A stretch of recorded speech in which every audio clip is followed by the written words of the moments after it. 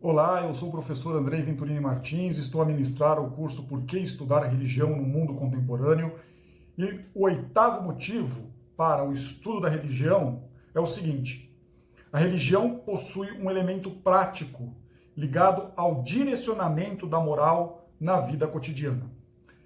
Eu inicio trazendo aqui uma passagem de uma obra de um filósofo escocês chamado David Hume.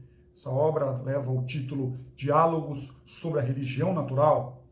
E nessa obra há um trecho que David Hume destaca o seguinte: a função própria da religião é disciplinar o coração humano, humanizar a conduta das pessoas, infundir o espírito de sobriedade, ordem e obediência. Fecha aspas. Parece que Hume já está antevendo o diagnóstico de Nietzsche. Nietzsche destacava que o papel da religião, depois do advento da ciência, seria cuidar da moral. No diagnóstico nietzschiano, a ciência, com as suas descobertas, com as suas especulações e confirmações, capaz de relativamente dominar a natureza, não dominar totalmente, mas ao menos parcialmente a natureza, fez com que a religião desaparecesse do espaço cósmico. Portanto, um trovão não é o resultado de um raio que Deus envia, mas há uma outra explicação. Há uma explicação por meio das causas naturais, e essas causas naturais elas funcionam como explicação para o efeito, ou seja, um trovão. Do mesmo modo, um terremoto, que no século XVII ou XVIII, principalmente no século XVIII, após o terremoto de Lisboa, que alguns pensadores concebiam o terremoto como uma espécie de punição divina, com o advento da ciência, nós sabemos que é uma questão das placas tectônicas que mexem e isso balança a Terra. É claro que a gente sabe que atividades mineradoras podem causar abalos. Nós sabemos que muitas vezes as barragens, quando elas desabam, isso pode causar abalo sísmico, mas há uma explicação natural. Então a religião parece que ela sai da natureza e ela passa a ocupar o lugar da moral. É nesse sentido que Nietzsche diz que a religião ela se esconde sob as asas da moral. A moral é justamente a religião, ela é seria uma espécie de guardiã da moral. Eu não penso que a religião tenha um papel exclusivamente moral, porque eu poderia pensar a religião, a religiosidade, e é claro, eu estou usando desse termo como eu expliquei na primeira aula, a partir da religião enquanto um termo geral, então estou falando de espiritualidade também. A mística, por exemplo, ela tem um modo muito específico de viver, a relação com o sagrado, a conexão com aquilo que é divino, e a mística ela não é exclusivamente moral.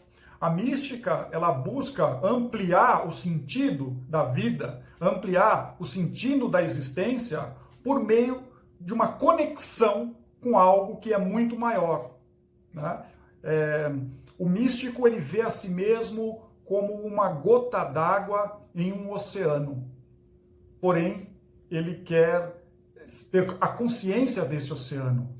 Ele quer entender qual é o seu lugar em meio a esse grandioso oceano que é o divino, que é a completude cósmica. Então veja que a mística, ela não é só uma atividade moral. É claro que tem os seus desdobramentos morais no cotidiano do místico, mas o místico ele tem uma preocupação com a contemplação, ele tem uma preocupação de encontrar a Deus no mais íntimo do seu coração por meio daquilo que é chamado de contemplação mística, ou numa linguagem mais filosófica, platônica, uma noesis, uma contemplação, um encontro né, com o divino, com o sagrado, com Deus, com a totalidade, sabe-se lá qual é o nome que você queira dar para isso.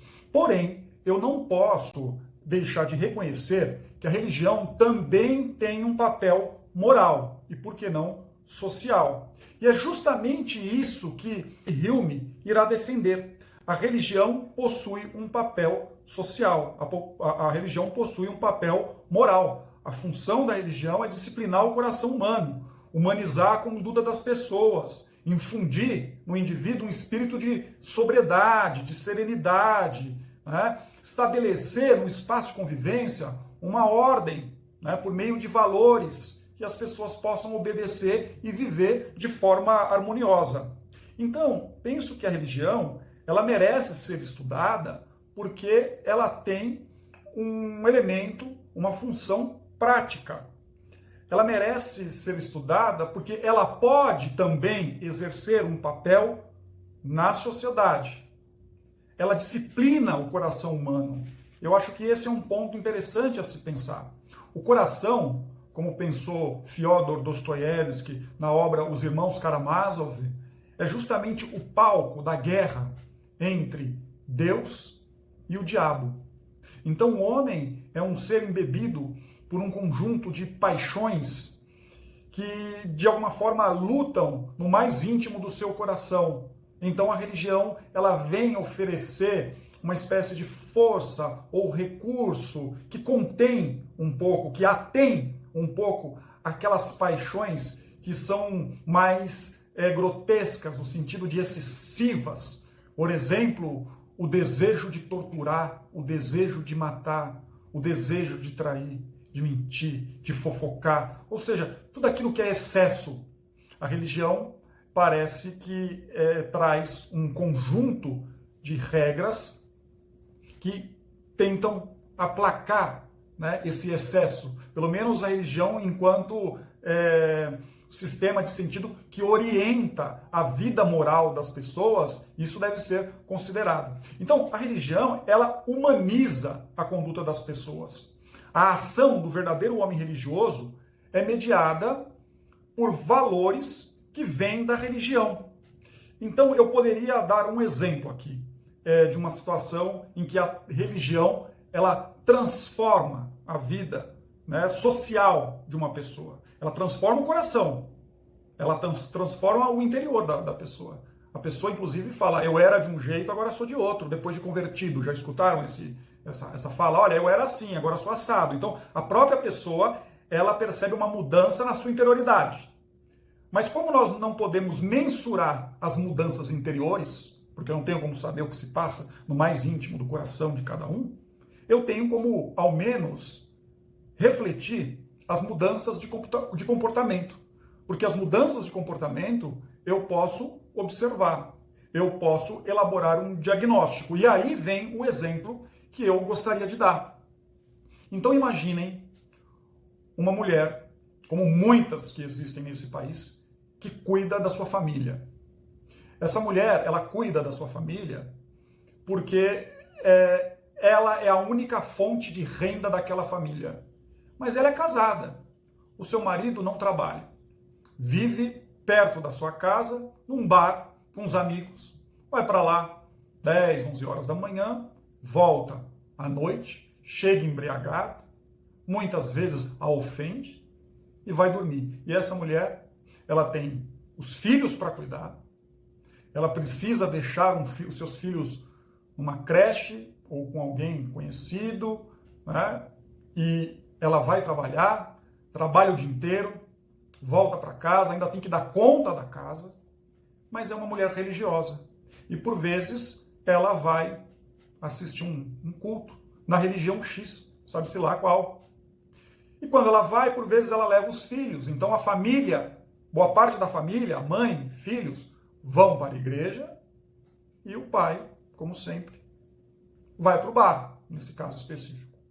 Bom, e um dia essa mulher chama o marido para participar do culto. E a resposta foi aquilo que ela já esperava. Ele diz que não e vai para o bar. Passa aí uma semana, duas, e essa mulher convida mais uma vez o marido para participar do culto. E nesse dia ele resolve ir por um motivo qualquer. O bar estava fechado, sabe-se lá por quê. E ele vai. E chegando lá, ele assiste o culto. Lá ele é muito bem tratado. Lá ele percebe que há uma certa cordialidade entre as pessoas se cumprimentam, as pessoas perguntam como você está. Então ele percebe que entre aquelas pessoas que partilham daquele espaço religioso, as pessoas que estão congregadas em uma crença, elas se relacionam de uma forma totalmente diferente do que ele está habituado a ver lá no bar onde ele frequenta. E bom, terminado isso, a família volta para casa e fica essa marca de cordialidade no coração deste homem que vai sempre aos bares. Bom, na segunda semana, numa outra semana, a mulher chama de novo o marido, o bar está aberto, ele vai para o bar. Numa outra semana, chama de novo, ele vai de novo. E nesse dia tem um evento, uma festa depois do culto. As pessoas sentam, as pessoas conversam, as pessoas dividem a sua vida espiritual, mas também partilham um momento íntimo que é o da alimentação comum. Então há uma certa intimidade, um contato, uma alegria, uma preparação de um ambiente para que as pessoas possam, de fato, desfrutarem com alegria e com serenidade. E isso fica marcado no seu coração. A família volta para casa, na outra semana o marido vai ao culto, ele vai menos no bar, mais ao culto. Num dado momento ele começa a frequentar a igreja, ele para de beber, lembrar aí de todas as categorias morais, todas as exigências presentes na religião, enquanto cobrando uma conduta serena de marido, cobrando um compromisso dele para com a sua família. Ele para de beber, é uma pessoa capaz, ele começa a entregar alguns currículos, ele consegue um emprego, a mulher está trabalhando, traz renda para casa, ele também está trabalhando, traz renda para casa, os filhos, eles têm um contato muito maior com o pai, isso muda o modo pelo qual esses filhos se relacionam com a família, o pai está mais atento nos comportamentos dos filhos, ou seja, o pai consegue educar, essa família ela fica mais unida, eles continuam indo na igreja e a religião ela acaba sistematizando, organizando ou rearranjando esta família que inicialmente estava desarticulada. Então, é nesse sentido que a religião ela tem um elemento prático. Ela concede ao religioso um bolsão de valores. E esses valores eles funcionam como uma espécie de farol que orienta a ação. Então, o homem ele não fica órfão diante de suas ações. Ele não faz uma determinada ação benéfica pelo simples ato de fazer. Ele faz porque está nas Escrituras. Ele faz porque Deus pediu que nós devemos amar o próximo como a si mesmo. Eu deixo de mentir porque é uma demanda da divindade. Então há um esforço do indivíduo para que ele possa cumprir aquilo que ele acredita que Deus solicitou. Então, dessa forma, nós podemos perceber que se disciplinar o coração humano, se humanizar a conduta, se infundir um espírito de sobriedade, ordem e obediência são elementos importantes para a existência, então poderíamos concluir que o estudo da religião é relevante. Ela diminui a violência familiar, ela tenta combater as injustiças, ela combate a exploração, a fome. Então, eu não vejo a religião como algo que está separado da vida prática das pessoas. A religião, ao contrário, ela oferece os recursos para que as pessoas possam agir e reconfigura o espaço de convivência. Interessante que as religiões elas se encontram nos grandes palácios entre os reis. Mas é curioso que a religião, ela também se manifesta nos lugares onde há uma grande necessidade de esperança, que são lugares, por vezes, pobres, em que as pessoas se sentem abandonadas por tudo e por todos. A religião, por vezes, está lá. Num presídio em que, por vezes, as pessoas ficam abandonadas ao léu, a religião também está lá. Em alguns lugares onde de guerra, né, onde parece habitar o desespero, inúmeros missionários estão lá presentes, dando esperança. Então a religião, ela tem um elemento prático, porque apesar de estar nos palácios, apesar de ser algo presente no coração dos reis, a religião também está presente na periferia do mundo, nos bairros dilacerados. A religião está presente nos lugares onde o caos social habita. Portanto, penso que a religião possui um elemento prático que orienta a vida das pessoas. Ela serve como um farol que ilumina os caminhos. Até mais.